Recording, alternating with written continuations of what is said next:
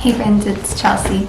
I wanted to share a little bit about how we've been homeschooling and sort of the vision moving forward with homeschooling as of right now.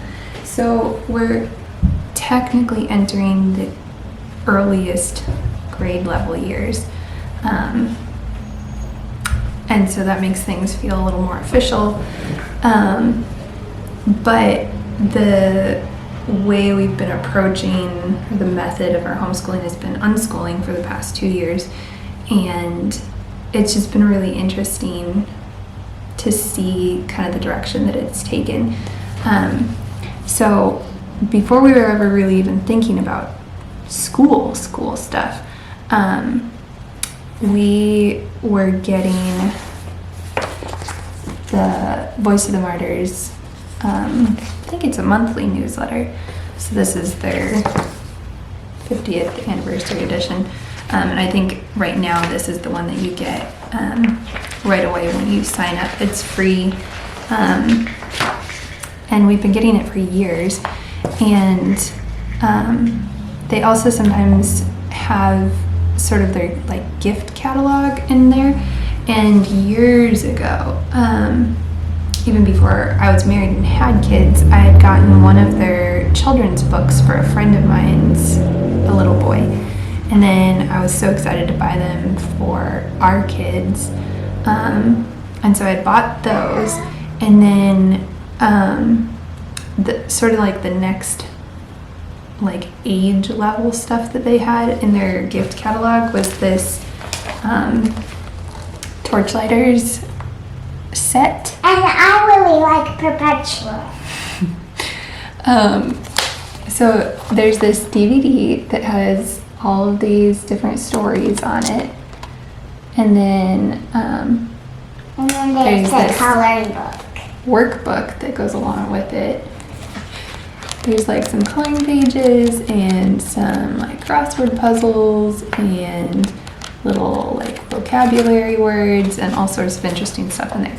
So I got maybe a little bit ahead of myself, and I purchased that when Naomi was 2 years old. And I thought, well, we'll hang on to the workbook and she can just watch the Torchlighter episodes. And I had already seen a couple of these when I was younger, and so I think I probably picked out one that I had already seen before. And we watched that when she was pretty little, and she went along great with it. And then I let her pick, and she chose the story of Perpetua, which I had never watched on purpose because I knew it was a Martyrs story, and I just didn't know if I could handle it. But Naomi wanted to watch it, and so we got together with our house church leaders and watched it one afternoon with them, and all of us were like in tears, including Naomi. She was really touched by it. But after that, when we were processing with her about it and everything, instead of being turned off by it, she was really, really impacted by it and inspired by it. And I like even kind of like on Gladys too. And so I really like Perpetua, but I also like Amy because I want to go and be like you and So we just decided we'll just watch all of the different people on the Torchlighters and just kind of like process their stories as we make our way through them. And so here now, 3 years later, this is like one of the main things that our kids watch over and over again. They know all these people and their stories. And I gave up keeping back the workbook for when they were old enough to use it. And this is our original copy. It is missing tons of pages now. because Champy's found a lot. I've been piecing it together. It really just needs to be thrown away at this point. And I got a new one. But the interest in the Torchlighters has actually, we call them the Torchlighters now, but the interest in these people from history really went up another notch last year. The kids started asking me if I could find books on these different people. So I knew of some of the autobiographies written by these people or biographies written about them, but they're all really geared more towards adults. And then I also know of YWAM Publishing has a whole collection on missionaries, biographies written about them. Anyways, I just decided to start researching and seeing what I could find for picture books and like smaller chapter books, missionary biographies, or other things like that. So with Perpetua, though, it was an interesting challenge because the story of early Christian martyr is not really the information that most parents are sharing with their kids on a regular basis. And so there's not a whole lot of picture books to be found. Recently, two sisters actually worked together to write and illustrate a picture book version of Perpetua's story. And it was on Amazon for a little while, but it must have sold out, and they haven't brought it back into print yet. So I wasn't able to grab that one yet. And then I found a graphic novel company called Kingstone, and they have created comics for almost every book of the Bible. If they haven't actually completed that by now, they may have. And then also some on the apostles and early martyrs and things like that. And so I got two comic books. I bought the one that's all about Perpetua, and then there was another one with, I think, 4 different stories of early martyrs, and Perpetua's story was kind of retold again in that one. Oh yeah, you have the Perpetua one. Why don't you show it up in the screen so everybody can see it? So this is... That is what I'm talking about. She's my most favorite person because her name's Perpetua. And I really like her story because it inspires me to know that God has a way for anything and stuff. Yeah, that is... Esther! Yes, Esther. You think get that book? Yeah, I want to get that Esther too. At the time last year, when the kids really started asking about this, Timothy was really interested in John Wesley, so I found a book on John Wesley. I had thrifted that one. It was a book from a series that I remember checking out of my church's library when I was a little girl. But then that sent me on a hunt for like more recently published books. And if you've seen any of our other videos, you may know about Christian Focus publications. They've created they have available tons of biographies at all different grade levels for kiddos. And so I've been kind of trying some of those out, and then recently we invested in a whole bunch of sets or series from them. But the interest in the missionaries and the martyrs and the pastors and all these different people, we've really enjoyed that and wanted to pour into that more. And as a family, we've a couple of times set out to become full-time missionaries, and that door has just never really swung wide. But we talk about friends that we have that are missionaries a lot, and the times that Luke and myself have been overseas for missions, and even just in the country for missions too. And not just because of the Voice of the Martyrs newsletter, but certainly that's been a huge catalyst and really helpful for us.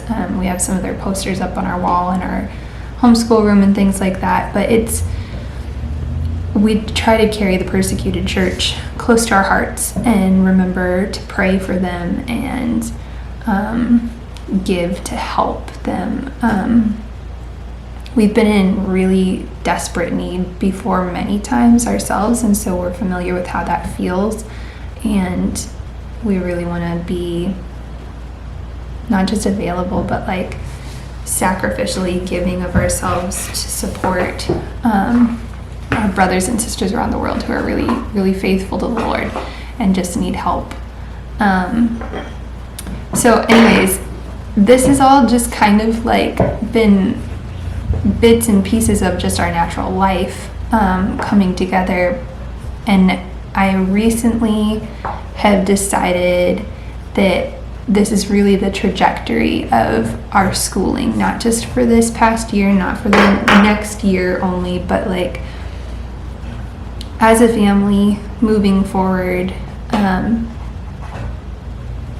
It isn't just unschooling. I really feel like it's becoming more and more clear that we as a family are specifically called to raising our children with a missional mindset.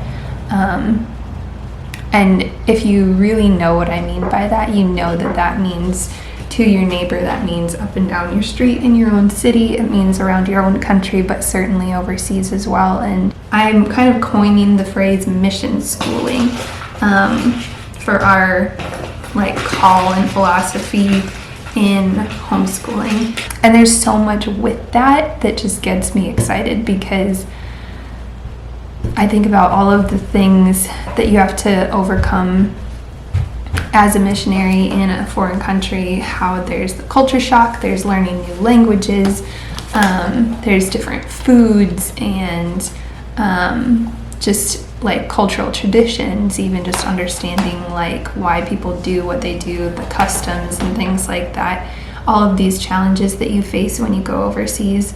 And I think about like how are some ways that we're able to incorporate a lot of those things into our schooling. I don't know that you can ever fully take away from culture shock, especially when you don't get to like raise your kids overseas. Yes. But just to be able to like kind of soften that, and the KiwiCo crates and the little passports subscription box that we've been getting has been really cool with that. So we've been really focusing in on a lot of like geography. And we also have traveled a road that we watch usually. So I'll have to share in another video the things that our kids watch, but there's an awesome what would it be called? A docu-series called Travel the Road that I was introduced to by a friend when I was at missionary training school or discipleship school right after high school. When we would have our breaks, sometimes we would sit out on the lawn and she would show me an episode or two of Travel the Road, and I was really inspired by that and have loved showing the kiddos their episodes. They're still coming out with more. I like incorporating those episodes when we're doing our unit studies of different countries. If you haven't heard of them, there's a principals, like unit study, homeschool, small business called Thistles and Biscuits, and their unit studies for countries are just my favorite. They have beautiful, beautiful artwork, and just really intentional and like open-ended, inspiring project ideas and information and things like. We have a whole bunch of missionary biographies now, and told from a whole bunch of different perspectives too. There's just the straight up biography style. Then there's a series back here that's told from like the perspective of somebody that was like close in this missionary or preacher or person's world and life, but it's told from their perspective on the person. It's told in like a story format, less of like a biography. And then we have like a series over here on the different like historical figures told from like a little glimpse of what their childhood was like and then what they ended up doing as an adult. We have a series sharing testimonies from all over the world on things that God is doing right now. I have a series on church history that goes from the time of Christ's ascension all the way up to present time. We have a series on all sorts of different like continents and countries and stuff, and like interesting stories from missionaries that lived there or people that lived there, on like different animals and observations on that, but they all tie back into this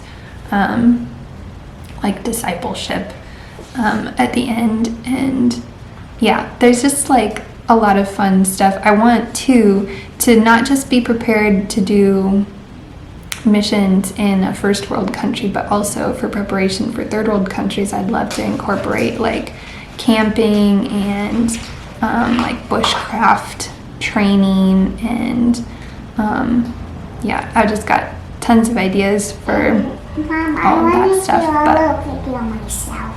I just thought it was neat that it all started with a free newsletter that's been faithfully put out by this amazing ministry that was started years ago by a member of the persecuted church. And just as we've been praying and pouring into that ministry and getting things in their gift catalog and exposing our kids to that, they've just naturally developed a love and interest in all of this too. And I love how all of that has just funneled itself into this call to raise up missionaries from the time of childhood on. So we're going to do our best to pour into that and equip them for that, and then leave the rest of their call and their walk up to them and where the Lord takes them individually.